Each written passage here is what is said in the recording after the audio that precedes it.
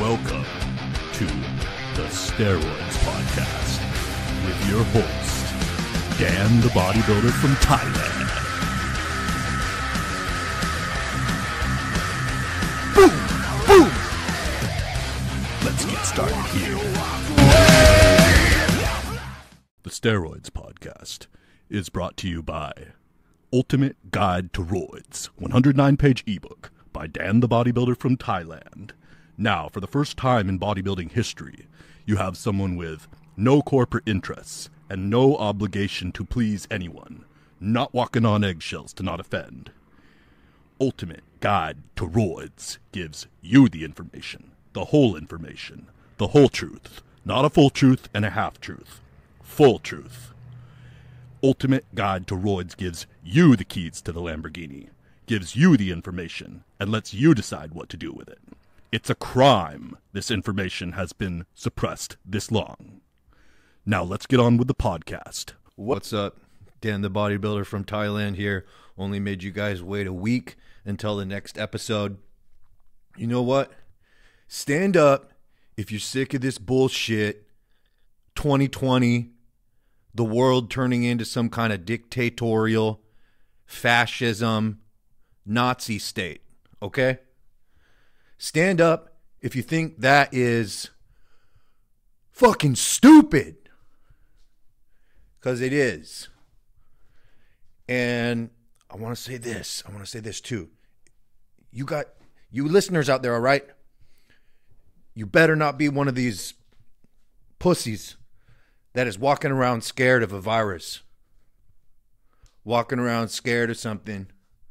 Letting other people manipulate how you feel. Letting other people manipulate you, keeping you in your house, wearing masks, wearing diapers on your face.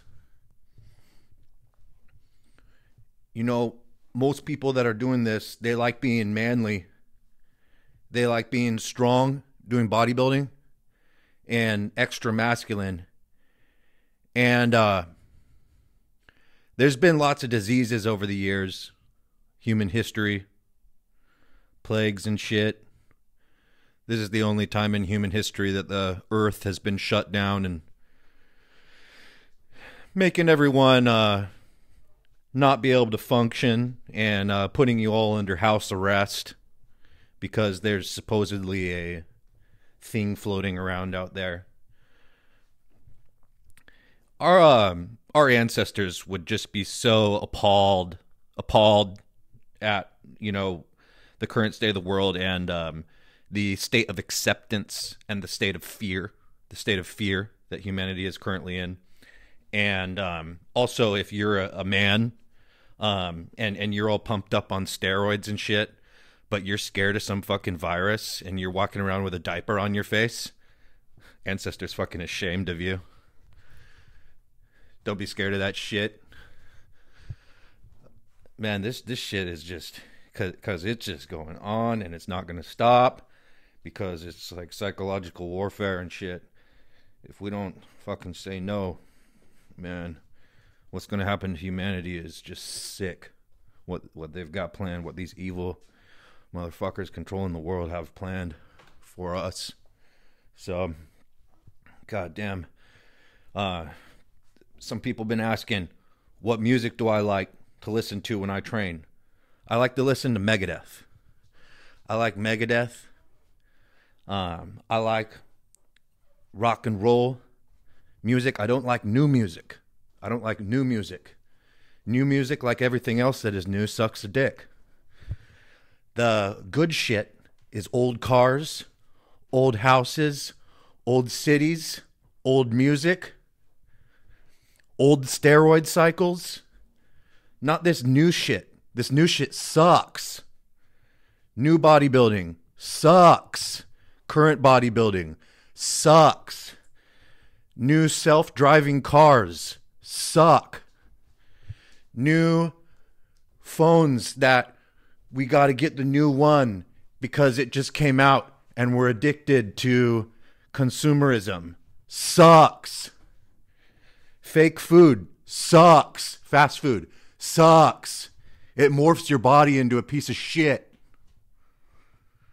All the new stuff sucks. I like old music. 2008 was basically the last year that good music was being made. That was when rock died, and they just totally 100% replaced it with dog shit. You know, beep, beep, boop, boop, boop, boop kind of music. Beep, beep, beep. This kind of music with a lot of beeps and bells and whistles and electronics. And the other thing that they got a lot of rap going now, telling you to do a bunch of bad things, like, you know, you got telling our women to get their wet ass pussies and their cash, their stacks, and to everyone be a whore, and for all the guys to be pussies and drug dealers, or, you know what, cut off your testicles and become a transsexual ladyboy. That's pretty much what we've got in music since 2008. So I like Avenged Sevenfold, really good. Ozzy Osbourne, Motley Crue, Pantera, Judas Priest, Rat, Children of Bodom, System of a Down, Motorhead, Rage Against the Machine, Kill Switch, Engage. And I like a couple of Japanese bands too, power metal, such as Loudness and Galnerius. Kind of music I listen to when I'm training. Next thing I got to talk to you about is training intensity. All right. We talk about steroids and the importance of steroids on this show, and it's featuring the importance of steroids because bodybuilding doesn't work without steroids, okay? You got to have steroids to do bodybuilding. Okay? It's the key that opens the other stuff up. But it doesn't mean that you don't do the other stuff, okay? Because your results are going to suck a dick if you don't do the other stuff. All right?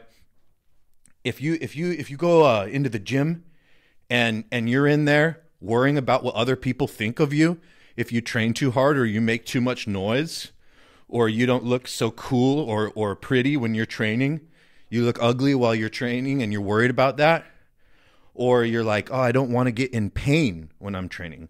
I don't want to feel too much pain. Or you're like, oh, well, I don't train legs often because I'm a bitch and I'm all show and no go. So, you know, I'm all about the look, but I'm not about the substance.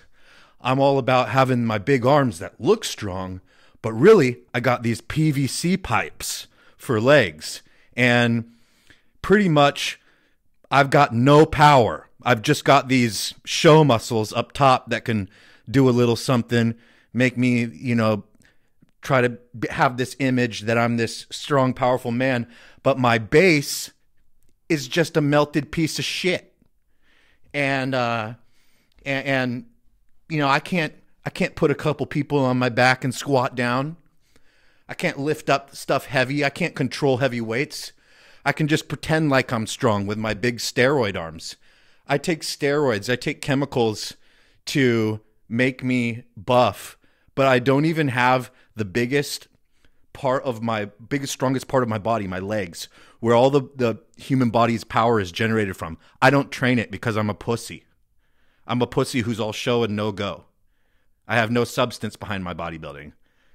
Oh my God. Oh my God. If this is you, just change. Change today. Change today. All this stuff is symptoms of why our society is in the fucking situation that we're in. It's because, you know what? You're getting bombarded by all this media all the time that is promoting this kind of shit. All show and no go, and consumer mentality, and showing things off like pleasure lifestyle, glamour lifestyle, the dream lifestyle, or something like this.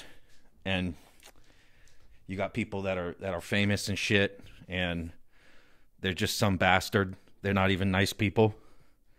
They're just some bastard who takes drugs and think he's so cool. That's some bullshit. All right. So the number one thing to ask yourself if you're training hard enough is, do you train legs? And do you train legs like you mean it? And are you a person that doesn't train legs often? Because if you are, damn, you are all fucking show and no go. Damn, that shit is, that's pathetic. Pathetic. That's half your body. The biggest muscles on your body are your legs, your glutes, your quads. I mean, your freaking calves even, if you get them big, which they should be as big as your middle arm. And you're on steroids and you don't train that? You're on freaking steroids, chemicals to make you strong, but you don't train that, the biggest, most powerful, strong part of your body, what should be, because you don't want to go through the pain. You know that girls that train look at you like you're some fucking pussy. You know what? Like they're like, girls' favorite body part train is legs. That's what they like to train. And it hurts for them just the same as it hurts for you, okay? And when they're training legs, that's what they like to train. And then they see you're all buff, beefed up on your upper body, think you're all bad, but you have these little legs. You have these little legs that aren't like big and developed like your upper body. It doesn't match. Your lower body very much doesn't match your upper body. And they see you, and you know what they think? They think, that guy can't protect me. That guy doesn't even want to go through pain in the gym. He's scared of pain. He's scared to do leg day because of the pain. And he wants to avoid it and not go through that. No, he doesn't want to feel pain. But he takes steroids, so he's obviously got vanity issues. Hopefully you can change, bro. Hopefully you can change. And you should be fucking training legs like you're going to fucking die, okay? You know what? I notice that people don't want to train hard, okay? You look in the gym. Look how many people are quiet when they're training. This is what I'm saying. We talk about steroids, but if you want to maximize your results and you're wondering, you know, like, why am I not making the gains I want to be making? Man, your training sucks. That's probably it. Because it's about maximizing the results. Yeah, you'll get results. You take steroids, you do some diet, and you do a little bit of weak-ass workouts, but you're absolutely not even getting close to maximizing your results, okay? So remember when you played sports and you had a coach and they would push you? A bunch of you guys probably have played football or some other sports, swimming, and you'd be like, fuck. When you were under training, and you'd be like, I am about to like die right now. Like I'm so fucked up. Like I can't go on. But you have this freaking coach screaming at you, and you're like, well, I will go on. And you're basically like you can't. So it's like, for example, you're just basically can barely even walk anymore or something. And you're kind of like going. And the coach is, you know, screaming at you to go faster. And you're just like, when, you know, I'm on the verge of death right now. Finally, the practice gets over and you're like, I had no idea I could go through that. I feel like shit. I need to go home and just like lay on the couch for the rest of the day. You remember that in high school sports. You remember that. You remember feeling like that. Being like, oh my God, like I can't even believe that I just went through that. And like feeling a bit scared about, you know, like the next practice or something, the next conditioning practice, because it was like total torture, okay? Who the fuck do you see doing that in the gym? Fucking no one. Only a couple people ever. And you think that you're going to go in there and get maximum results training like that? Training in there being like, oh, well, I can't make too much noise, or I can't like scream at all when I'm training. And I don't want to be like looking too ugly or something. And so I can't be making like ugly faces. And, oh, well, I couldn't do more. You know, I could have done more, but it would have hurt. I would have been in too much pain. That's stupid. That's stupid, man. That's absolutely not the way that a winner, somebody with self-respect, trains. Man, if you don't make noise when you're in the gym, you're not training that hard. Because when you get to that last bit, the last bits of those reps, it's either like a karate sound, like something like that, like a karate sound when you're doing that, or it's like a scream or like a yell or something, like God, something like that, like when you're at the end and you can't do any more. If you do that kind of thing, you can do more, but you have to put your whole freaking body into it, and you have to be like, you have to go to like a dark place, you have to go to a dark place in your head and be like, well, if somebody was like trying to rape my girlfriend or something, would I be able to do another rep if that would stop them? And chances are, yeah, you could. Why would you train any less hard than that? Why? I mean, what are you even going to the gym for? What are you taking steroids for? If you're not willing to do that, it blows my mind. Okay, it blows my mind. It's fun to train hard like that, anyways, because I'm sure that you want to do that. I'm sure that if you're taking steroids and shit, you picture yourself as a beast. So this has come to my attention. From observations, steroids, podcast people talking to me, etc. Man, you guys have got to be willing. You got to be willing to go through this shit, man. You got to be willing to go through this shit. You should not be like the other people in the gym. You should not fit in the gym when you're training. The people around you should be like, you should not be training like them. You should not be like, oh, you're just one of the guys. They should be like, what the fuck? Like this guy is some kind of animal or something?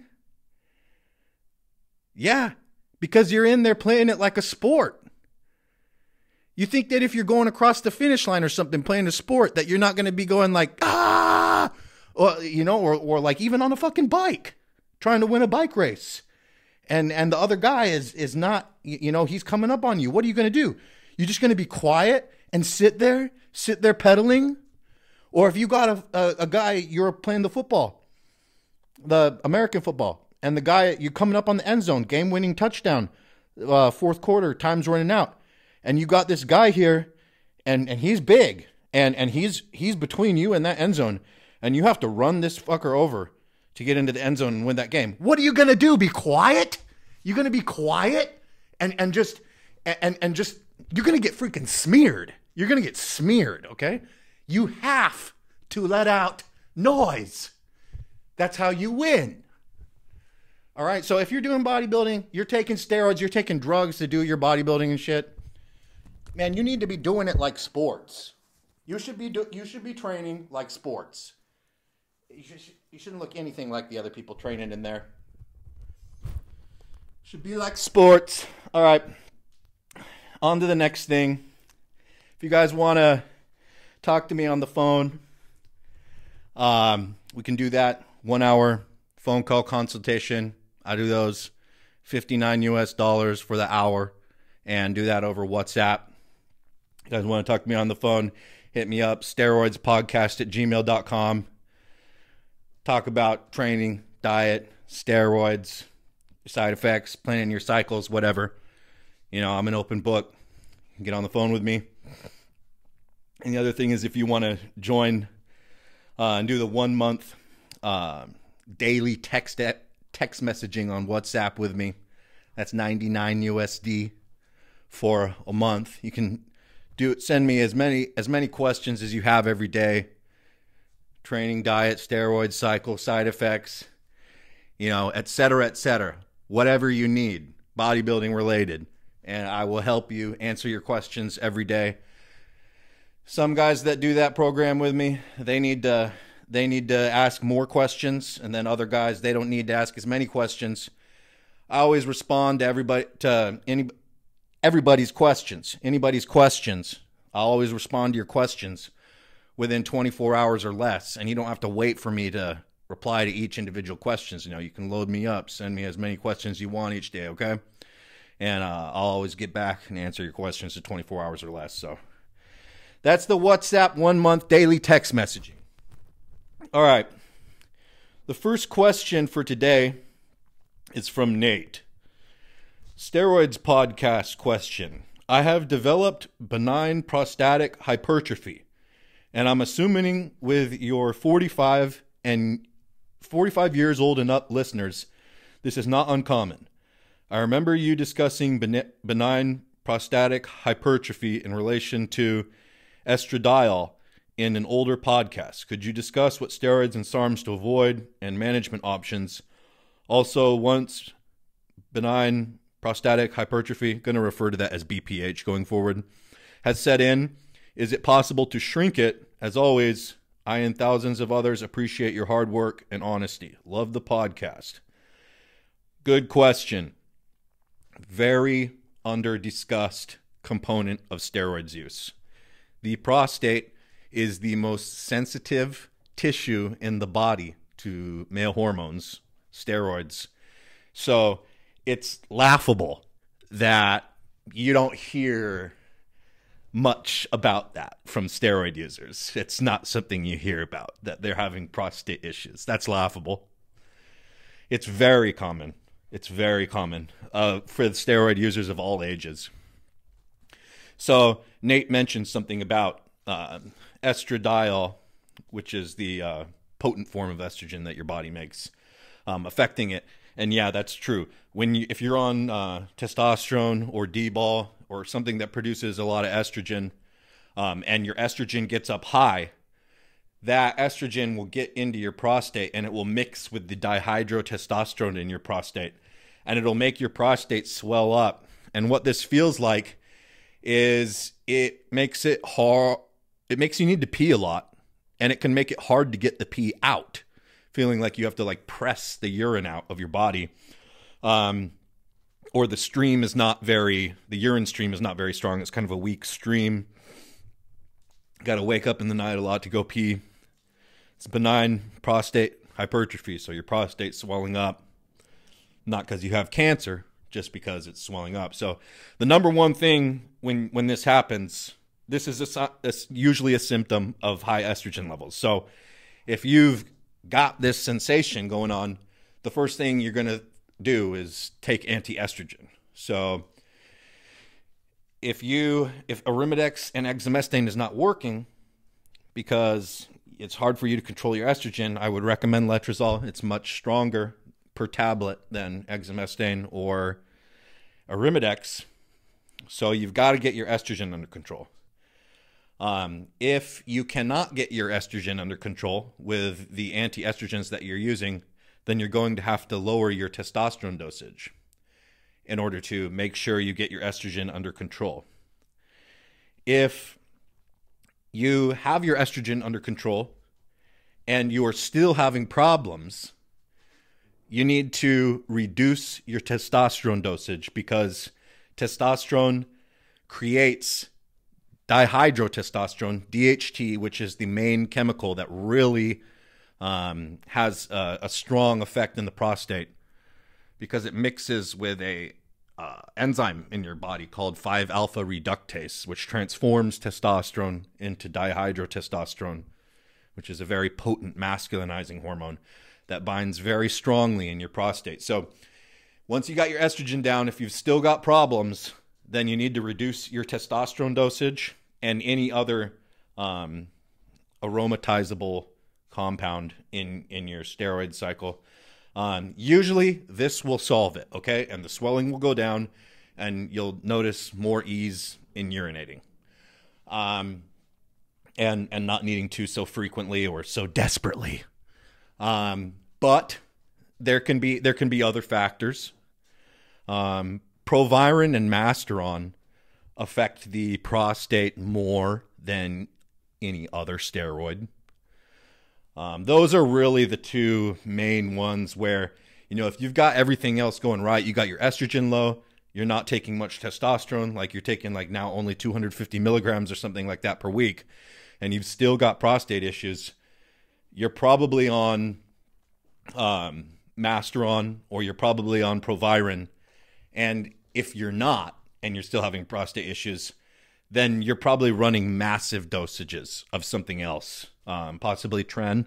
And, you're going to have to come off if you want your prostate to, if those steps aren't working and you want your prostate to de-swell, you're going to have to come off of most everything, go to TRT, 1 milliliter of testosterone a week, 250 milligrams, and wait for it to come down to de-swell. Your prostate is going to grow from being on steroids. It can grow and shrink, but generally it's going to be bigger. Steroid users have bigger prostates. This is very well known. If you look at the studies of the androgenic effects, what is the androgenic rating of a steroid? That is gauged by how much the presence of a steroid makes rat prostate tissue grow. That's how they get the androgenic rating of a steroid, the number that they say, oh, the steroid's this androgenic, and give it a number rating. A couple things that you can take to manage the prostate too. One is Viagra and Cialis.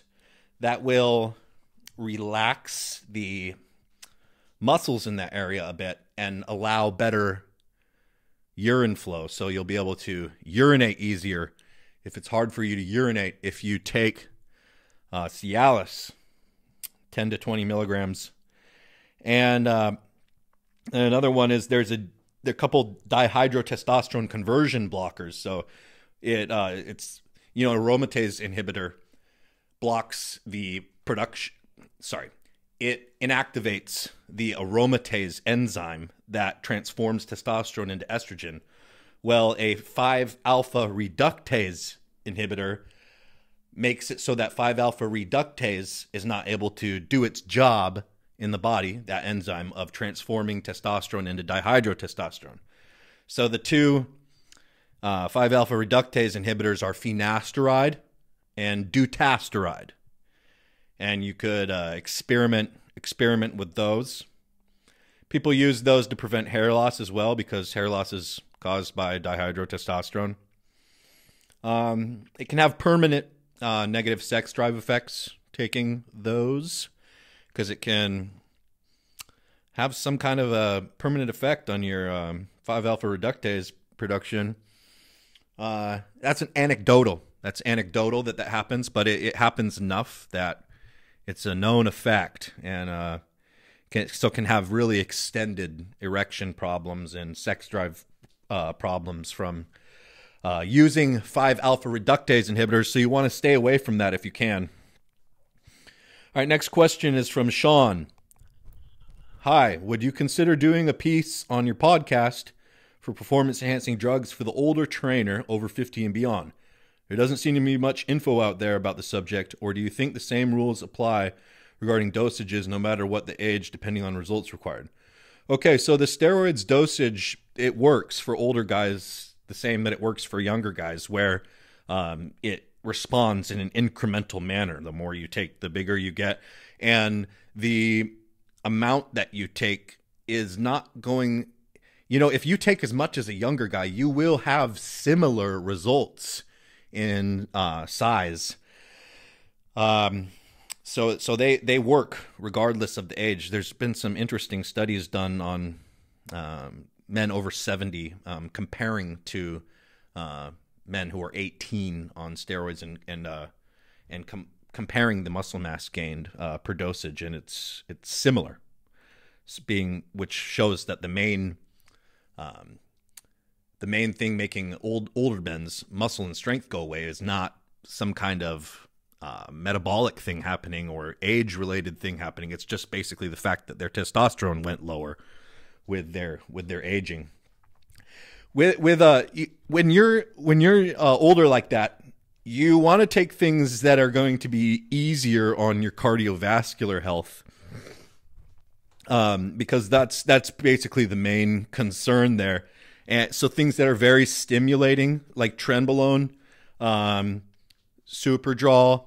Dianabol, things that make your blood pressure go high, Anadrol, things that make you have a very stimulated feeling mentally, raise your blood pressure. It's going to be putting you at an additional risk for heart attack, having bad cholesterol levels, going to put you at increased risk of stroke, etc. For guys that are over 50, it's smart to leave it to testosterone and growth hormone.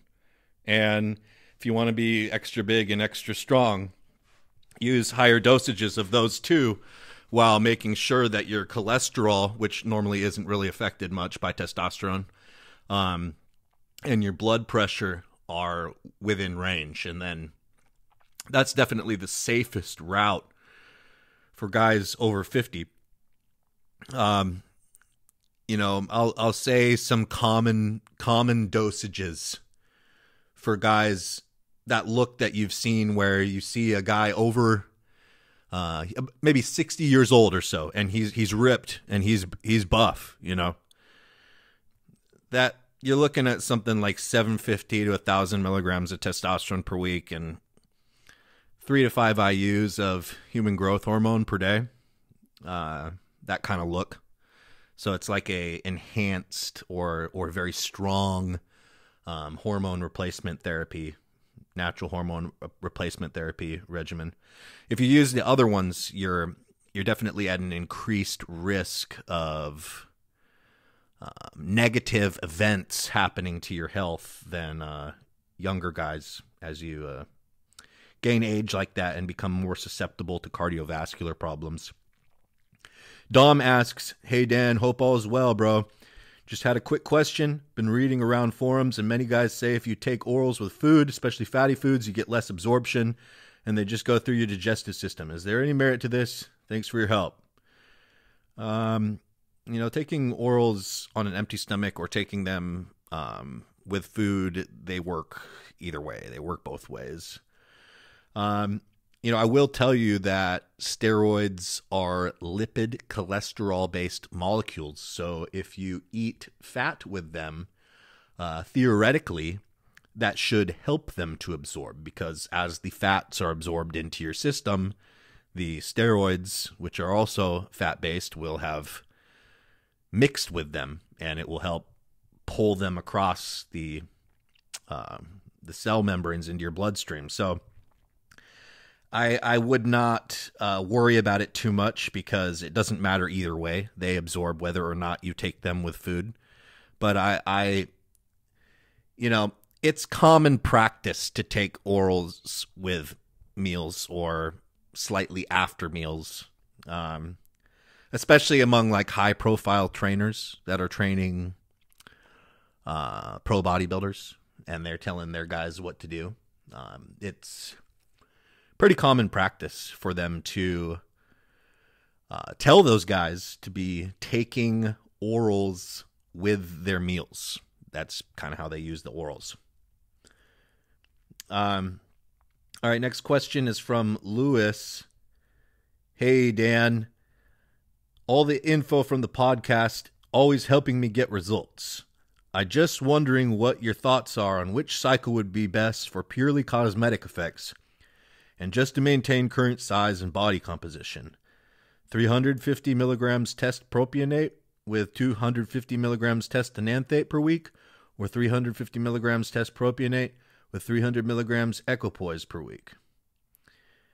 It's not going to be a substantial difference, but I would go with the second one, because mixing different compounds works good. And, you said for cosmetic effects, using unnatural hormones is usually what people want to get the effect from. When they're talking about cosmetic effects, they're talking about looking more like something they've seen in pictures, where they're like, "Oh, a bodybuilder looks cool, looks unnatural," and those unnatural steroids not testosterone, give that effect much more effectively than testosterone does. So I would go with the equipoise one. I mean, they're going to be pretty equal between Testi and Testprop, or Testprop and equipoise, as far as, the muscle gain and size, etc. But it's really low dosages. With the equipoise, it's not going to be that much different going between those two. It's going to be comparable. But if you had to choose between the two, it just makes more sense to run the unnatural hormone if you're looking for cosmetic effects, because that's what they give. They give that unnatural steroid look better than testosterone does. Okay, next question. Hey Dan, hope you are well in your Eastern European adventures. Since the purchase of your book, Ultimate Guide to ROIDS, I've made loads of progress, and I thank you for it. I have a question. I was wondering, would it be beneficial to run growth hormone while on a true TRT cruise phase, or am I better off saving the money and using it on blast, purely for physique purposes? The growth hormone works with the testosterone as long as you've got testosterone in there. What it's going to do is it's going to make your metabolism function better on your cruise. Growth hormone's really good at preventing you from losing muscle.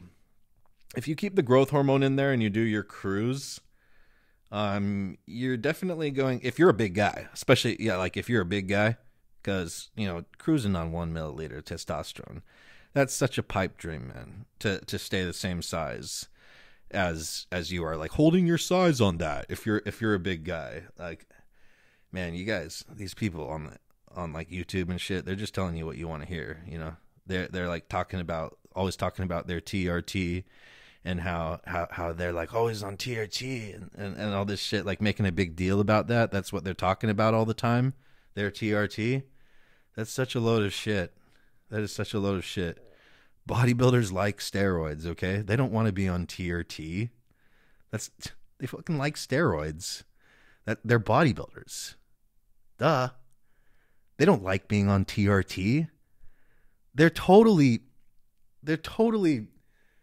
sticking it up your ass, and you're believing it. If you believe in those guys, those TRT weirdos on YouTube, etc., always talking about how good they look on TRT.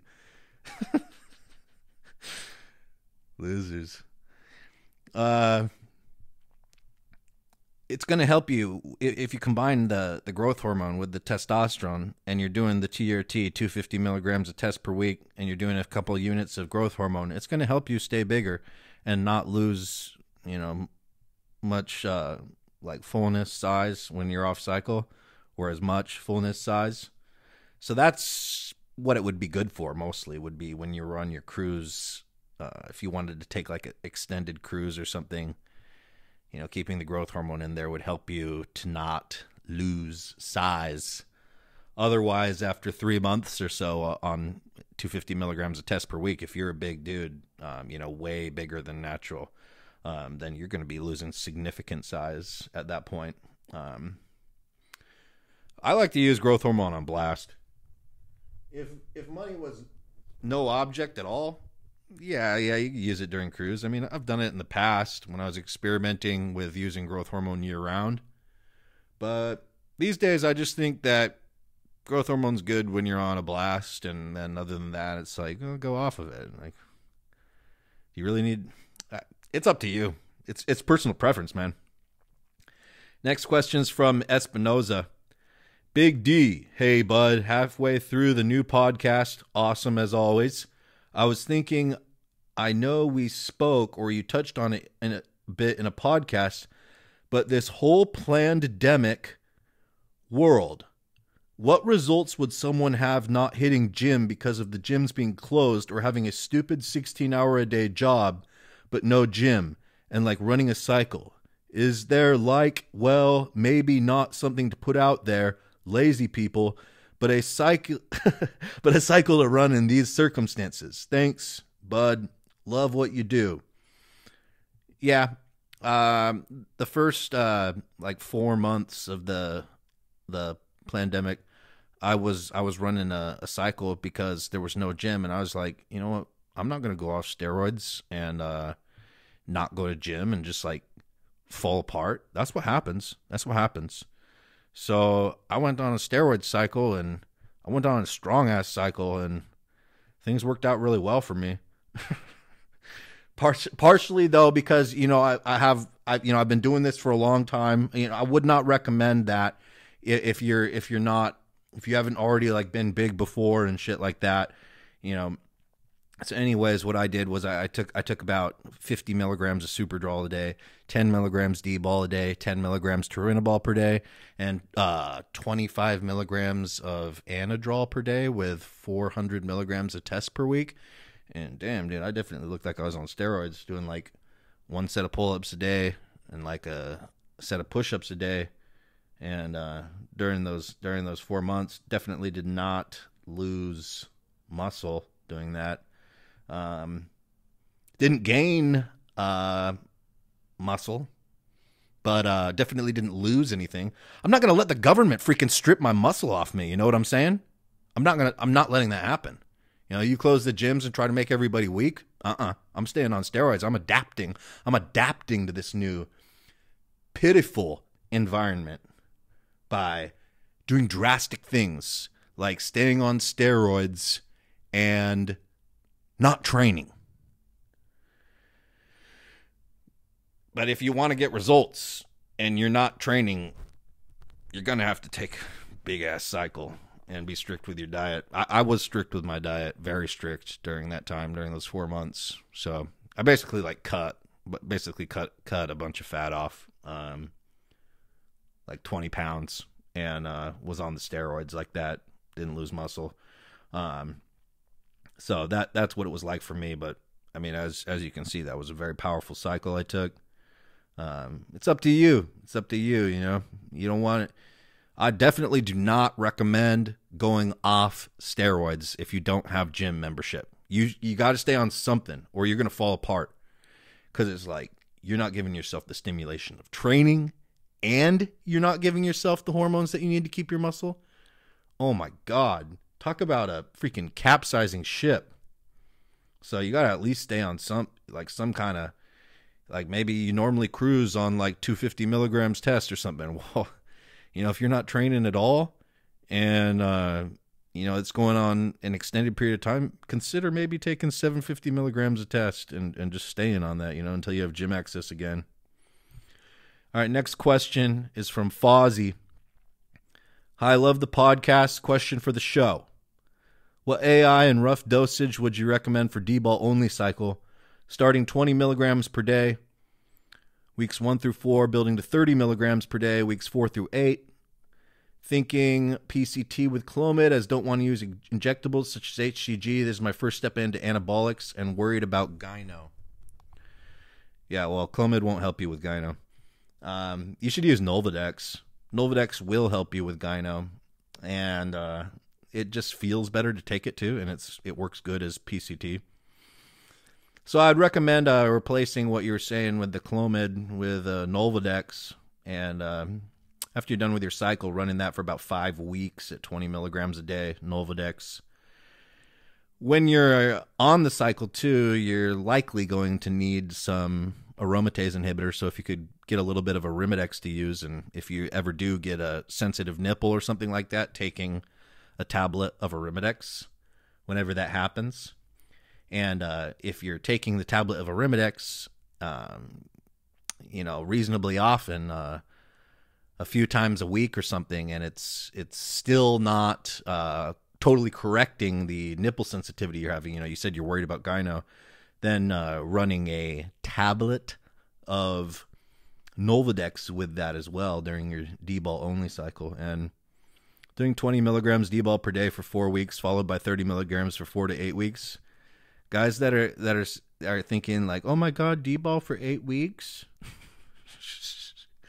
Man, that's the way that the doctors used to prescribe Dbol, okay? They didn't prescribe Dbol for 4 weeks or like 2 weeks, 3 weeks. Man, before things got all political and then things got all on the internet and all all this wrong information came out, people were not using Dbol for 4 weeks. So 8 weeks, that's the way things always were before the internet. So there's nothing wrong with doing that. Next question. Someone asked me to review this cycle from Neil Hill, okay? And Neil Hill is a coach. He is a trainer who trains pro bodybuilders.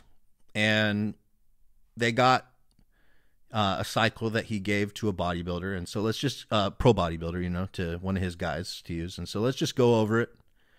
And I'll tell you what I think. Okay, so per week, 3,000 milligrams of testosterone cypionate, 2,500 milligrams equipoise, and okay, so that's per week. So 5,500 milligrams of test and equipoise. So that's good because you got the, you got to have test in there, and then you got to have another injectable in there to work with it for average guy getting big. So Deca, Primobolan, Tren, or that's the usual options. So he chose equipoise. And then the next thing he says is 1,000 milligrams Masteron every Monday and Thursday. So 2,000 milligrams Masteron a week. So that comes out to 7,500 milligrams of injectable anabolics, which, guys, for pros, that's the status quo, okay? That's the status quo. They tell you other things that are not true. Masteron at 2,000 milligrams a week is a little weird. Hopefully his prostate's okay, because that could really affect that. And then also, the guy's probably going to be a masturbating freak or something, taking 2,000 milligrams of Masteron per week. That sounds absurd as far as that. So that's a little weird, the Masteron part, but it doesn't seem anything off to me, and it's adding up to 7,500 milligrams of injectables per week, which, don't think that you're going to take that if you're a little guy. Don't think that you're going to take that and you're going to turn into a pro bodybuilder overnight, because that's not happening, okay? That will take you years of cycles.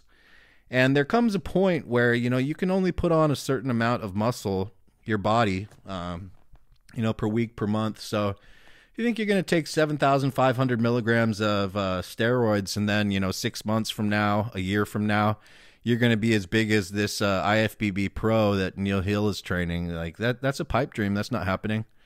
You could use less dosages and still make equal progress, just because of the fact that your body really can't put on more than 1 pound of muscle per week. Even like 1 pound of pure muscle, even on steroids, high dosage steroids, the body just metabolically cannot do more than that. So if you're able to do that on a lower dosage, that's pretty much all you're going to be getting.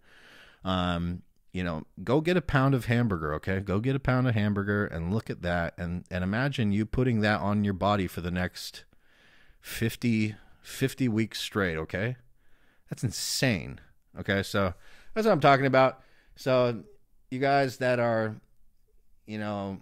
like early 20s, teenagers or something, and you're hearing this and you're like, I'm going to get big like a pro too. You don't need to jump straight to that, okay? You're just going to be putting stuff in you, and you're going to be pissing it out because you're reaching way beyond the saturation factor, okay? You could do, if you want to be like maxing out, okay, for you, and you're less than 200 pounds, you don't need more than 2,500 milligrams per week, okay, of injectables. If you're under 200 pounds, you're going to be like maxing out your metabolism for what it can handle for right now as far as muscle building. And taking more it's just going to be, it's not going to benefit you as far as growing muscles. Maybe you like to take it though, because that's just you, which that's fine if that's you, because you're not me and I don't control you, so you can do what you want. 50 milligrams Anadrol a day, taking 25 milligrams 15 to 20 minutes after meals 2 and 5, 30 milligrams Anavar a day. Take 10 milligrams 15 to 20 minutes after meals 2, 3, and 5. 25 milligrams Proviron a day. Take before bed. 1 Arimidex. Take every Monday and Thursday before bed. 10 milligrams Nolvadex a day. Take 20 to 30 minutes after meal 1. Yeah, that sounds fine. That sounds great. That sounds like a good bulker cycle. And I was saying earlier that a lot of these guys, it's kind of status quo to take it, you know, the oral with your meal or after your meal. That's because you got the injectable base going on, so you're anabolic all the time, and then you just spike those anabolic levels up right when you get the food in your body, since steroids manipulate the way your body handles food. So you just take it with the meals, the orals, so that they're real potent right when your body has the food, like Neil Hill has his guy doing. And yeah, it sounds like a great cycle for a pro bodybuilder. Sounds like that would be, you know, that's a expected, realistic bulking cycle for them. Elias asks, Dan, I'm currently on Test and Anthate 600 milligrams per week, 250 milligrams Tren and Anthate per week, and 60 milligrams Turinabol per day. It's been 8 days now, and I don't really feel any major effects. But to my question, with a cycle like that for 12 weeks, Turinabol for 7, and I expect some body recomposition. Yeah, keep your diet clean. So eating unprocessed natural foods. Don't be eating diet of foods that are non-bro foods, non-bodybuilding bro foods. And yeah, you should be able to make body composition changes on that. 8 days is too quick for Tren and Anthate and Test and Anthate to be kicking in and feeling strong effects from that. 8 days is like right when you would start feeling, you know, 7 days or so would be right when you'd start feeling the Turinabol kicking in. So maybe in the next couple days, you know, you're gonna be feeling that. I would expect that you would. You know, if not, maybe your Turinabol is not very good quality. But the Trenbolone and Anthate and the Test and Anthate, you got to give it a full 2 weeks before you're really noticing that in the gym. Yeah, so give it a little bit more time, buddy. Next question is from Dawson. Hey, Dan, would you be able to elaborate on more plates, more dates? Essentially, he says you don't need to use Trenbolone to look like your fitness influencer heroes, and says it essentially builds the same amount of muscle as any other steroid. I would like to hear your thoughts on this and whether you agree it or not. Well, listen to that part that he said about it essentially builds about the same amount of muscle as any other steroid. Everyone who has used Trenbolone knows that isn't true. That's one of the most absurd things I've ever heard in my life. Look, this guy, more plates, more dates. He's like a popular YouTuber, and he makes like clickbait YouTube videos, you know? Like he puts the kind of captions on them and the kind of like thumbnails on them where it's like trying to get like a lot of views and a lot of clicks and like a lot of attention, all right? So obviously he wants the mainstream kids watching his channel. And so obviously he's going to tell them what they want to hear. So they want to keep listening to him. He tells them the truth, then they're not going to be happy. That's not what they want to hear. They want to keep clicking on his videos. Look at the way he markets himself. And you can see, okay, this is who he wants his target audience to be, the general public. He wants it to be the general people. And what do the general people want? Well, they want to be able to look like their fitness influencer heroes without taking steroids, without taking Tren, without taking injections, probably taking SARMs. And if they have to take something, only testosterone. Yeah, they want to be doing it with the least amount of drugs possible. Again, let me tell you, bodybuilders don't shy away from steroids. They don't do this TRT thing and be like talking about, you know what? Those guys that talk about it was on TRT and shit, and they're like talking about like, oh, I just tiptoe in steroids, and I wish I didn't have to take them, but it's just a little bit. It's the exact opposite, man. That's like kids who tell you that they don't masturbate. Like you're in middle school and you're like, do you masturbate? And they're like, no, I've never masturbated before. He's a masturbator, okay? He's a masturbator. So, my God, it just makes me like, man, it makes me think, what the fuck is this world coming to? When I think about these guys telling you guys this bullshit, that Tren is just like any other steroid and you don't need it to look like your fitness influencer heroes, and they're on TRT or they're natural, and they don't like steroids, and they'll tell you their TRT protocol, but they look like bodybuilders. Telling you what you want to hear. David asks, Dan, mate, what's the best thing to use as a glucose disposal agent rather than actual insulin?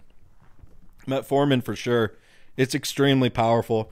There's some studies that show that, what is the one? There's like a supplement, berberine. Berberine, the supplement, has an equal effect to blood sugar levels as metformin. But in the real world, that's not true.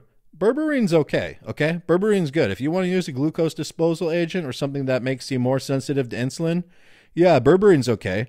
But it is a supplement, and in comparison to metformin, it truly is like a supplement compared to a drug. So that's the effect that you'll notice from that.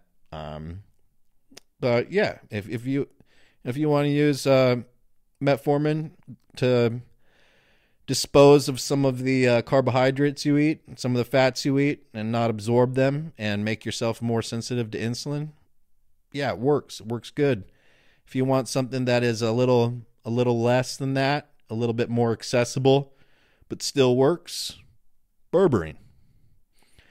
Next question is from Alexander. Hey, Dan, your podcast has become a must-listen podcast for me since I discovered it a few months back. Can't tell you how refreshing it is not to feel like you are trying to sell some product or hide the fact that you are on performance-enhancing drugs. You just come out and tell it like it is. I hope you can find room in the upcoming podcast to answer my questions. I used to go to the gym pretty regularly, about 5 times a week, did legs, back, biceps, chest, shoulders, triceps, and cardio. Watched what I ate, took the right supplements, and was pretty happy with the results that I was getting. Then I got injured in a bike accident, long recovery, changed jobs, relationship went sour. It was a real head first dive into the pits, man.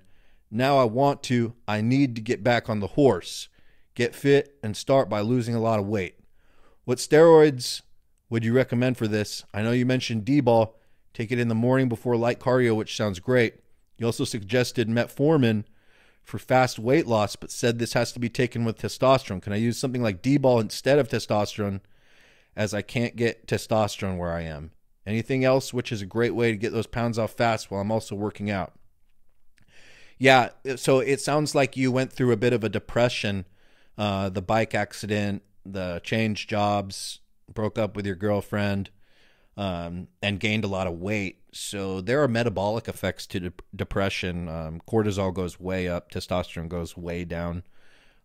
So catabolic effects and fat gaining effects to depression. And if you're depressed too, it increases your cortisol a lot, which is the steroid neutralizing muscle breakdown hormone of your body. And if you're depressed, you will not be able to get as big, even on steroids, as you will if you're feeling normal mentally. So definitely got to get the depression managed and get it under control. Another thing is that it's hard to diet if you have depression, because when you are low on calories, it makes you feel a little bit sad.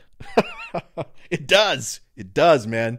Dieting is a very careful balancing of your emotions in order to get someone to be able to diet without, having binges and having a lot of problems. So got to get the depression fixed. Couple things that can help with that. SSRIs, of course. You know, if you've got it, you don't want to use that unless you got to use it. But if you got to use it, you got to use it. Because if you have mad depression, you have got to get that out of your life. First, you know, you have got to get rid of that. And they can help you. But I would recommend not doing that unless it's the last resort. Another thing you can try is kratom. Taking some kratom each day, about a tablespoon. It helps you to feel like you see the bright side of life a little bit. Another thing, you know, and this one is one I wouldn't really recommend very much either, because it can be a bit addictive, but smoking weed a little bit, I mean, it definitely cures depression, like for sure. You know, when you have smoked weed, you do not feel depressed. So then you mentioned losing weight, and you can use Dbol. Yeah, Dbol. You said you don't have access to testosterone, so you could use Dbol only while you lose weight. 20 milligrams a day would be good dosage of Dbol to take, and you can take it like 8 to 12 weeks while you're dieting. 20 milligrams Dbol a day. You're going to need an anti-estrogen, so you're going to need a Arimidex, and it would be good to have Nolvadex too, if you wanted a PCT for that. As far as like controlling estrogen on Dbol, Nolvadex or Arimidex will work, but Arimidex is preferred. Metformin makes you absorb 30% less of the fat and carbs that you eat. So you're basically going to be only absorbing about 75%, because the protein is still absorbed fine. Something like 75% of the calories from the food that you eat when you use metformin. So that in itself helps you to lose weight. Like you said, doing the morning cardio. And then when you're doing your workouts, you need to, you know, after you do your one exercise of heavy weightlifting for the day, that really stimulates the muscle, keeps it there, or makes it grow, etc. Then the rest of the workout, you got to be moving, man. You got to be like not resting. You got to be moving, because you know, if you just do, you know, eight sets or 10 sets of weightlifting during a workout, what was that? That was all 4.5 minutes of actual exercise that took an hour or whatever. That's not burning a lot of calories. So, you know, using lighter weights after you've done that first exercise real heavy for the strength and everything, and then basically like not stopping moving for the rest of your workout to burn off a ton of calories. And it also, it's a good way to burn fat. So I'd recommend that. Yep. If you want to use something else, clenbuterol low dose. You could go like 20 micrograms a day for 3 weeks, 40 micrograms for 3 weeks, 60 micrograms for 3 weeks, 80 micrograms for 3 weeks, and that would be a total of 12 weeks. You could stay on the clen the whole time that way, without getting the dosage too jacked up, and you wouldn't really be feeling the side effects, but it would still be working while it's in there, and that could be something else that you could add to make things go quicker. Make sure you're not eating processed foods. Eat natural foods so that your body naturally goes the way that it wants to, not being amorphed processed foods, packaged foods, McDonald's, junky type of look. Derek asked, "Hi, Dan. Loving the podcast, especially your ebook, Ultimate Guide to ROIDS. So great to have this info out there and discussed in such detail and with honesty. I'm 40 years old, have been training seriously for 15 years. I was totally natural for years until about a year ago when I did a SARM cycle. Got good results from the SARMs. Yeah. LGD 4033 at 15 to 20 milligrams per day provides really good effects for guys that, you know, if you just want to try like a PED. It's kind of like being on like 300, 400, 500 milligrams of testosterone per week to be on that solo. So the other SARMs, the RAD one is effective as well. You can give those a try, you know, messing around with the SARMs. Definitely would recommend the LGD 4033 one though. But again, when you're using those things, those are untested substances, so there's some kind of facade that those are safe. No, they're dangerous. No one knows the long-term effects of those things. They're not safe. So, you're definitely taking risks, whereas with steroids, they're medications that have been around for a long time, and the long-term effects of them have been very studied, and they're FDA approved, etc. Whereas those SARMs are not. Those are just mystery chemicals. He's now on a lowish dose of TRT and looking at doing another SARM cycle or a proper steroid cycle. No desire to compete, just love lifting and want to feel that I'm still getting results. That's how most people who use steroids are. It's not true that most people that use steroids are competitors. That's the minimal amount of people that are competitors. And a lot of times they talk down on other people. And for those guys that are talking down on non-competitors for using steroids, grow up and worry about yourself. Diet and training are dialed in, but I want to up my game, not necessarily looking to get freaky, but would like to add 10 to 15 pounds of muscle and reduce my body fat. What do you recommend? I would recommend that you added in Winstrol, man. Keep your TRT going and add in between 50 to 100 milligrams of Winstrol per day. Like taking that for probably 10 weeks, 8 to 10 weeks, and titrating the dosage up, starting at 50 milligrams a day. And you should reach your goal, to be honest. You're already in pretty good shape. 225 at 6'2", 12% body fat, looking to drop a couple body fat percentage, gain 10 pounds of muscle. Yeah, I mean, you're already on some testosterone, so you just add the Winstrol in there, keep training hard like you were saying, your diet's on point, everything. I think that alone will be enough to get you to where you want to be. All right, last question for the day is from Ken. Hey, Dan, bro, question: a lot of these so-called internet gurus are pushing for no oral cycles. I have been powerlifting for 15 years. I have only seen a lot of guys running oral-only cycles. Or he has seen a lot of guys running oral-only cycles. Anadrol, the King Dianabol, and Anavar. I myself will run 200 milligrams cypionate testosterone, but I personally think people can do what they want. I believe it was the Rams that did the all Dbol training camp. Love the show. Keep spreading the truth. Yeah, the Rams used, all the NFL teams used steroids officially. The 1963 Chargers used 15 milligrams a day on all of their players, Dbol, during their training camp, and fined their players if they didn't take their Dbol that day. And then they won the NFL championship in 1963, so that was a pretty famous case. But yeah, oral-only cycles are fine. Injectables are much better. When you add the injectables to the cycle, it's much better, especially if you're not using Dbol. If you're doing an oral-only cycle without having Dbol in there and stacking it with something else, it's going to suck because it will not, you won't have anything to replace your natural production that gets shut off.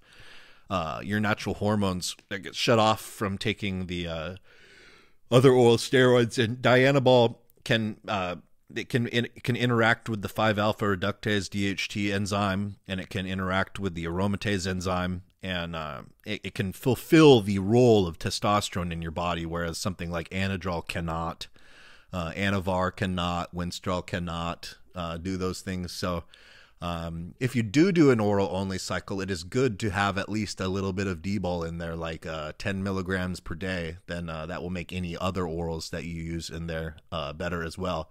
And yeah, of course, oral-only cycles work. A lot of people, they say, don't do that or whatever. And I mean, that's pretty good advice. I mean, I would always advise people to take injectables too. But like you said, people can do whatever they want, and it works. I mean, you take pro-hormones alone, it works. You take SARMs alone, it works. You take oral steroids alone, it works. So it's really up to you. However, taking some injectables makes it work a lot better. So it's kind of a beginner thing to take orals only, or something where the person is not very experienced or something like that.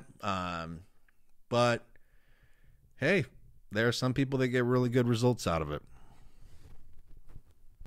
If you would like your questions to be answered on the Steroids podcast, go to steroidspodcast.com and leave a comment with your questions, or email or private message steroidspodcast@gmail.com or steroidspodcast on Instagram.